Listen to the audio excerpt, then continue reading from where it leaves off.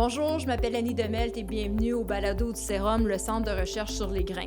Les rouilles du blé arrivent au Québec chaque année portées par les vents du sud, mais jusqu'à récemment, on ne savait pas vraiment quelle race circulait ici, ni si nos cultivars étaient réellement protégés contre elles. Une équipe du Sérum a passé 5 ans à dépister plus de 200 champs à travers la province et ce qu'on a trouvé, c'est un portrait très différent du reste du Canada avec des implications concrètes pour le choix des cultivars et le dépistage aux champs. Pour en parler, j'ai avec moi Tania Copley, qui est chercheure en phytopathologie au Sérum, et Elisabeth Vachon, agronome et coordonnatrice chez les Moulins de Soulanges et à la Milanaise. Bienvenue à vous deux. Donc, Tania, pour commencer, c'est quoi la rouille du blé, puis pourquoi est-ce qu'il y a des races différentes? Alors, les rouilles sont des maladies fongiques, des champignons qui infectent les parties vertes de la plante du blé. Alors, on en a 3 qu'on retrouve au Québec, soit la rouille brune, qui est la plus commune, la rouille jaune, qui est un peu sporadique, on l'observe de temps en temps, selon l'année, et la rouille noire, qui est vraiment plus rare le plus rare parmi les 3. Et ces maladies-là n'hivernent pas au Québec. Alors, les spores arrivent des vents du sud, alors ça veut dire des États-Unis, ça se promène, puis les spores tranquillement montent au nord, puis arrivent ici au Québec, sauf rarement dans le cas de la rouille jaune, si on a un hiver vraiment doux, un bon recouvrement de la neige, ça peut survivre dans les cultures, le blé d'automne spécifiquement, et commencer à propager dans les champs assez tôt en saison. Ça arrive rarement, mais ça peut arriver. Et ces maladies-là dépriment la plante de photosynthèse, alors les nutriments, ce qui affecte les rendements, évidemment, parce qu'il faut de l'énergie pour avoir des bons rendements et une bonne qualité de blé aussi. Et annuellement, ailleurs au monde, ça peut réduire les rendements de 10 à 50 %. Alors, la rouille brune, surtout, est quand même une maladie très importante. La rouille jaune tombe juste en bas parce que ça n'aime pas les températures très chaudes. Il faut que ça soit fraîche, en bas de 20 degrés pour la rouille jaune, même idéalement en bas de 15 degrés. Alors, c'est rare qu'on a des cultures de blé qui vont favoriser cette condition-là, mais la rouille brune peut tolérer des conditions un peu plus chaudes. Alors, mondialement, c'est parmi les maladies les plus importantes dans le blé. Le projet a commencé parce qu'au Québec, vous êtes rendu compte qu'on manquait pas mal de données, là. Donc, comment est-ce que vous avez décidé là, de procéder? Oui, en gros, c'est les chercheurs d'Agriculture Canada dans l'ouest du Canada, alors au Manitoba, qui m'ont rapproché pour savoir si on voulait participer au sondage qu'ils font depuis les années à peu près 1950. Puis ils recevaient très peu d'échantillons du Québec. Pas parce que la maladie n'est pas présente, mais parce qu'on ne savait pas que ça existait nécessairement et on n'avait pas les moyens d'aller échantillonner des feuilles au champ et de les rendre à Agriculture Canada. Alors, je me suis dit, ouais, je peux voir si je peux avoir du financement pour ça. Puis ça aide aussi les sélectionneurs à savoir quel gène de résistance fonctionne encore dans nos cultivars de blé au Québec. OK. Et puis, Elisabeth, avant le projet, vous disiez que bon, du côté du producteur, on a différents niveaux de préoccupation ou de connaissances là, par rapport aux différentes rouilles. Est-ce que les conseillers étaient au courant qu'il existait plusieurs différentes de races puis que ça pourrait même contourner là, les gènes de résistance? Est-ce que c'est des connaissances qu'on avait? Pas vraiment. Ben, si je me fie à la rouille jaune, c'est même la rouille jaune, il y a très peu de conseillers qui se préoccupent de faire traiter ou même de le dépister. Puis les rouilles brunes, on les voit par contre là, présentes à la fin de la saison, durant la saison, sur la feuille étendard. Et ça peut affecter le rendement. Mais on n'a juste pas l'habitude de les différencier, donc de savoir qu'il y a différentes races, encore moins. Donc, je pense que ça va être quelque chose de très intéressant de commencer à fouiller cette question-là parce que ce qu'on veut, c'est augmenter les rendements dans les céréales. Puis, on n'est pas toujours au courant, on n'a pas porté beaucoup d'attention sur la rouille brune, mais si on en porte plus d'attention puis qu'on arrive avec des solutions, soit par des variétés qui sont résistantes ou des méthodes de contrôle, bien, je pense que ça va intéresser les gens, surtout si c'est économiquement rentable. C'est toujours ça qu'on valide, en fait. C'est que si les moyens de combattre une maladie ou un insecte, ça vaut la peine économiquement. Puis comme le blé, c'est toujours un peu le parent pauvre des grandes cultures, tu sais. Moi, ça fait 20 ans que je travaille dans le blé, puis on me dit toujours que c'est la culture qui n'est pas payante. Donc, on ne va pas nécessairement pousser à mettre des produits. Donc, il y a comme une culture, une façon de faire qui fait en sorte qu'on ne va pas nécessairement traiter pour différentes maladies. On va traiter pour la fusariose, mais la rouille brune, ça peut prendre du temps là, avant de convaincre des gens de traiter pour la rouille brune. Je pense qu'il y a plus d'avenir avec des variétés résistantes, puis essayer de comprendre plus précisément quels gènes qui vont affecter sa survie. OK, super. Et, donc, Tania, pour bien comprendre la suite, là, pouvez-vous nous expliquer un petit peu comment ça fonctionne, là, ces gènes de résistance-là, puis pourquoi un seul gène, c'est pas suffisant? Oui, c'est une bonne question, Annie. En fait, les rouilles, ça fonctionne d'un type de résistance qu'on appelle gène par gène. Alors, c'est un peu comme pour ceux qui connaissent la Phytophthora sojae dans le soya, c'est la même façon.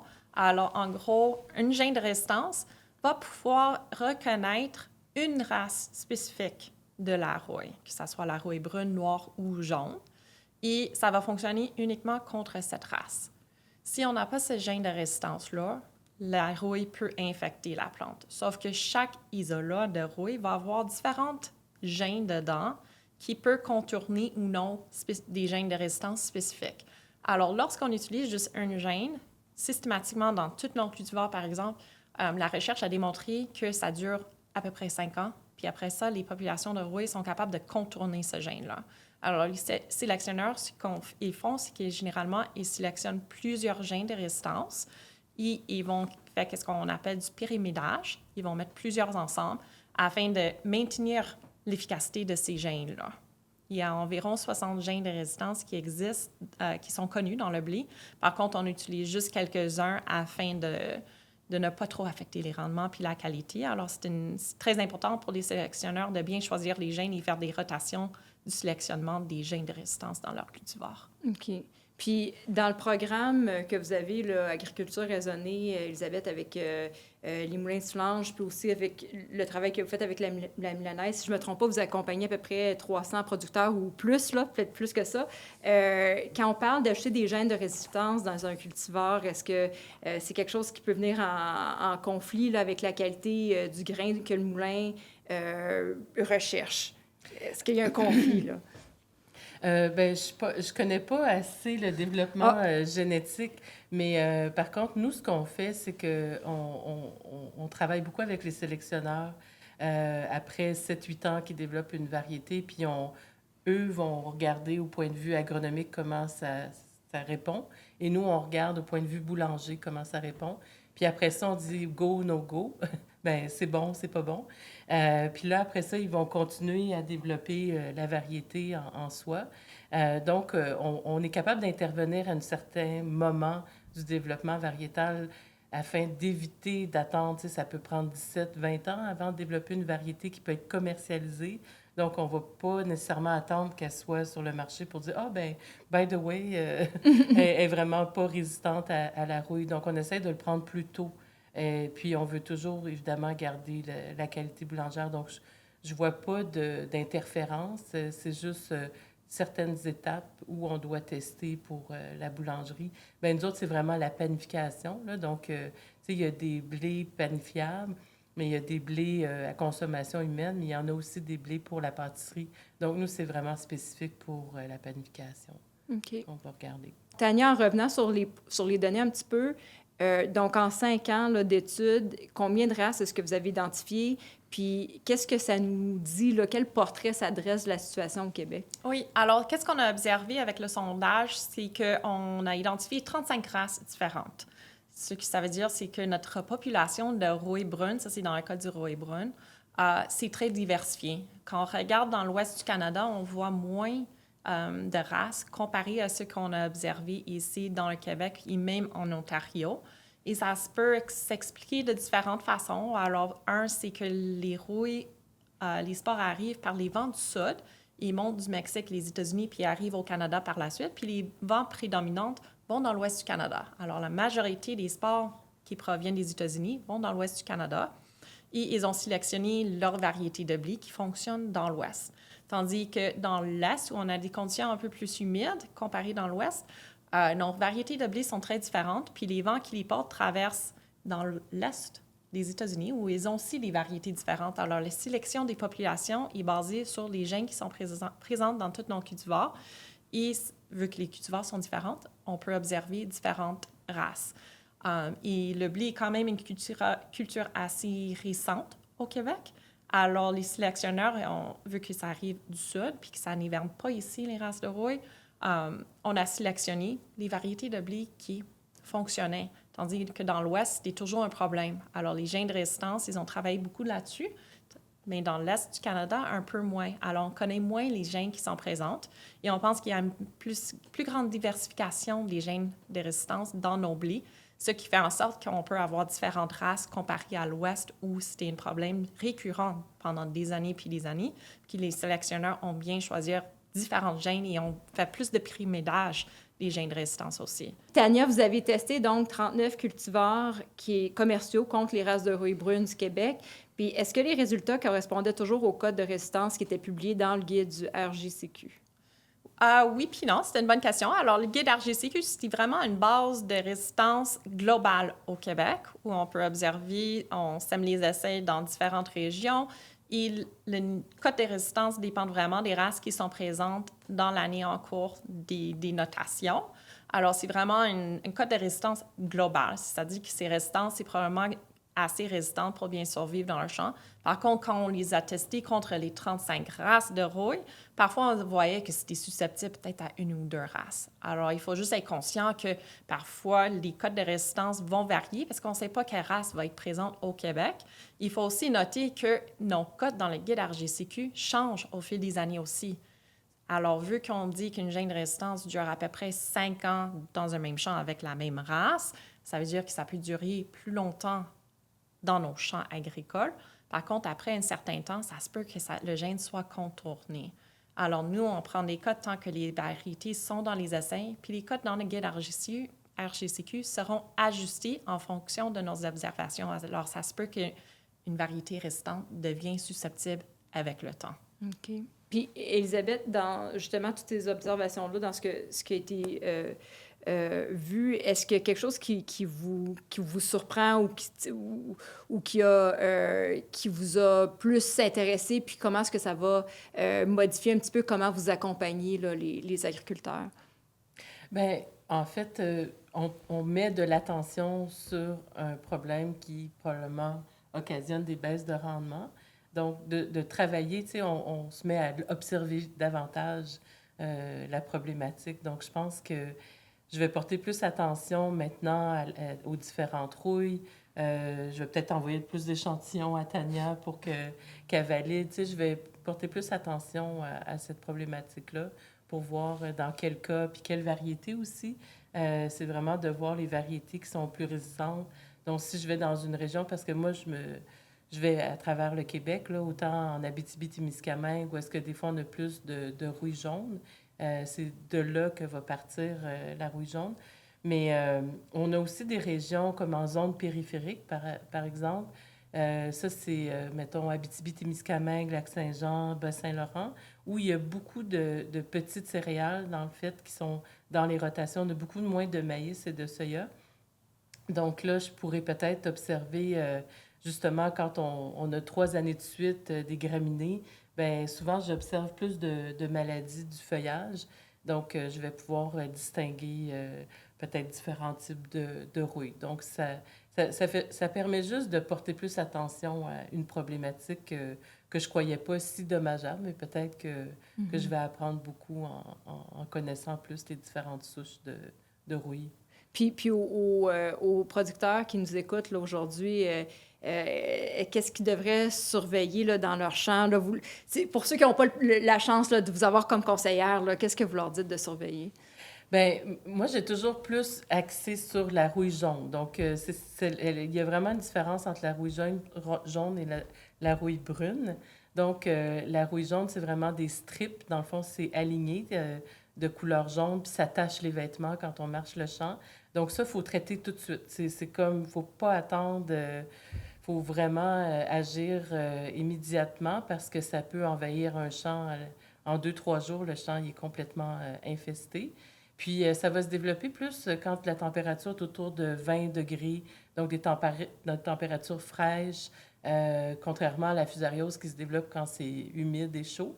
Donc, puis après ça, ben, je dirais ben, peut-être d'observer La rouille brune, s'ils remarquent des plants qui sont complètement infestés, de m'en faire part, puis peut-être voir au niveau des cultivars s'il y en a qui sont plus sensibles que d'autres. Puis, y a-t-il autre chose à surveiller selon vous, Tania, juste pour complémenter? Ou...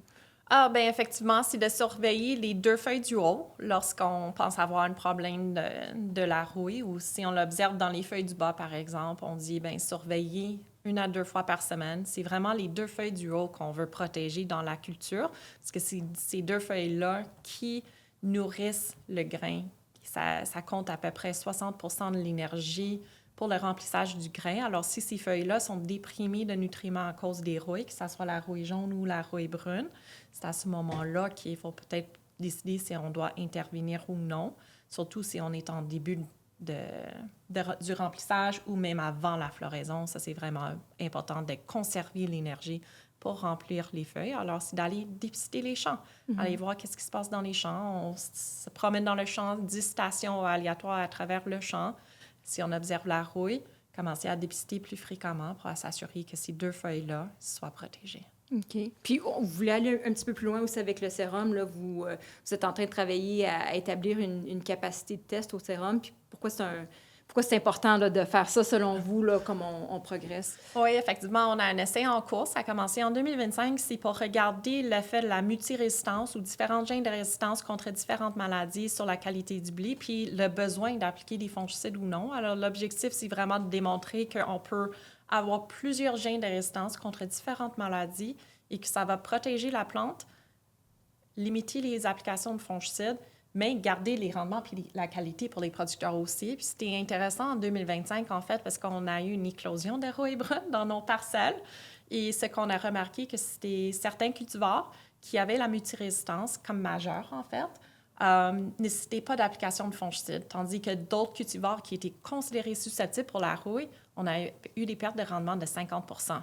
Alors, c'est quand même important d'aller dépister et d'utiliser un bon cultivar, surtout avec les changements climatiques. Ça va être de garder un œil ouvert pour les cultivars qui sont résistantes à plusieurs maladies, qui gardent leur rendement, ne nécessitent pas de fongicides et gardent leur qualité aussi pour le blé panifiable. Puis, est-ce que vous pensez qu'avec les changements climatiques aussi, est-ce que le portrait là, des rouilles au Québec va changer, comme pour d'autres maladies? Oui, effectivement. Alors, les rouilles, comme mentionné, n'hivernent pas au Québec pour le moment. La rouille jaune, de temps en temps, lorsqu'on a un bon recouvrement de neige tôt en saison qui ne fond pas, ça tolère des températures jusqu'à -5 pour la rouille jaune, mais 5 à 10 degrés pour la rouille brune. Alors, avec les changements climatiques, ce qu'on observe, c'est que ces 2 maladies-là hivernent de plus en plus au nord des États-Unis. Alors, ça veut dire que les spores risquent d'arriver au Québec puis au Canada plus tôt en saison. Mettant la culture à risque plus tôt en saison, comme je vous ai mentionné, on veut protéger les feuilles du haut. Alors, si ça arrive tôt en saison, ça se peut bien que ça monte plus vite dans le champ ou que une plus grande superficie du champ soit atteinte aussi. Alors, c'est sûr que les changements climatiques vont avoir un impact là-dessus, puis ça va être à surveiller dans les prochaines années. OK. Donc, on se laisse avec l'idée que... Qu'est-ce que vous aimeriez, là, que on a parlé de ce que les agriculteurs, les producteurs devraient aller voir dans le champ, surveiller, que ça soit sur leur radar, finalement, là. Qu'est-ce que vous aimeriez qu'ils retiennent là, de cet épisode-là, là, de cette discussion-là? Je peux commencer avec vous, Elisabeth. Bien, moi, ce que j'aimerais qu'ils retiennent, c'est que c'est vraiment important de protéger la feuille étendard. La feuille étendard, comme Tania disait, c'est la dernière feuille qui est perpendiculaire au soleil. Tu sais, le soleil frappe vraiment, puis peut donner beaucoup plus de rendement au blé. Puis on se plaint toujours que le blé ne donne pas assez de rendement, etc. Donc, peut-être de porter attention que c'est peut-être un problème, justement, de feuilles qui est pas saine et de l'observer vraiment, d'aller le dépister puis essayer de voir. Puis j'aimerais juste qu'ils reconnaissent c'est quoi la rouille. Parce qu'on me le demande souvent, c'est quoi ça? Il y a la septoriose, il y a la rouille, il peut y avoir le mildiou aussi, la pourriture blanche. Donc, il y a plein de maladies du feuillage qu'on ne distingue pas beaucoup. Les producteurs connaissent beaucoup la fusariose, mais toutes les autres maladies, c'est un peu un mystère, là. Quand moi, je parle de rouille jaune, personne ne connaît ça, là. C'est très, très rare. Fait que juste de les connaître, ce serait déjà un bon point. Okay. C'est quoi le défi actuellement là, pour les producteurs avec qui vous travaillez? Est-ce qu'on s'en va trop loin de l'objectif? Mais j'ai trouvé ça, comme personne qui n'est pas dans le milieu, j'ai trouvé ça intéressant, là. Oui, bien, en fait, ce qu'on veut, c'est intéresser les agriculteurs au blé de consommation humaine. Au Québec, il nous manque à peu près 70 000 tonnes de blé pour combler les besoins des usines de transformation comme nous, Moulin-Tulange ou la Milanaise. Donc, on aimerait être capable de s'approvisionner le plus possible au Québec. On travaille très fort depuis 20 ans déjà. Puis, il commence à avoir un engouement. Il y a d'autres moulins aussi qui rentrent en fonction. Donc, on manque de blé au Québec, en fait, pour la consommation humaine. Mais pour intéresser les producteurs, il faut que le rendement soit là. Donc, c'est sûr que pour eux, c'est économique.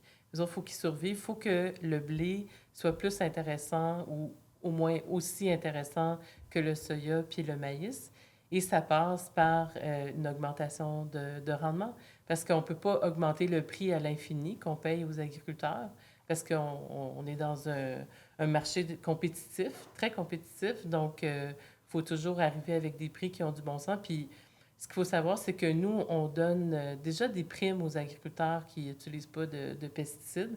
Donc, on paye plus cher le blé. Donc, la farine est plus chère aussi, mais est de meilleure qualité aussi. On mise vraiment là-dessus parce qu'on a vraiment un encadrement, puis c'est pas du lavage de cerveau vert, là, en anglais, greenwashing, là, dans le sens que on fait vraiment des efforts, puis on débourse vraiment on met des moyens financiers pour arriver à des fins agro-environnementales. Donc, c'est vraiment de garder ces bonnes intentions-là, mais en gardant le rendement. Donc, pour nous, tout ce qui est solution avec la régie, compréhension des maladies, pour pas arriver juste avec des solutions chimiques, mais des solutions de régie, de travail de sol. Des fois, parfois, il y a des maladies qui restent en surface, il faut mieux les enfouir. Il y en a qui sont enfouis, il faut les ramener. En tout cas, c'est vraiment de la régie. Donc, c'est vraiment important. On travaille beaucoup avec le sérum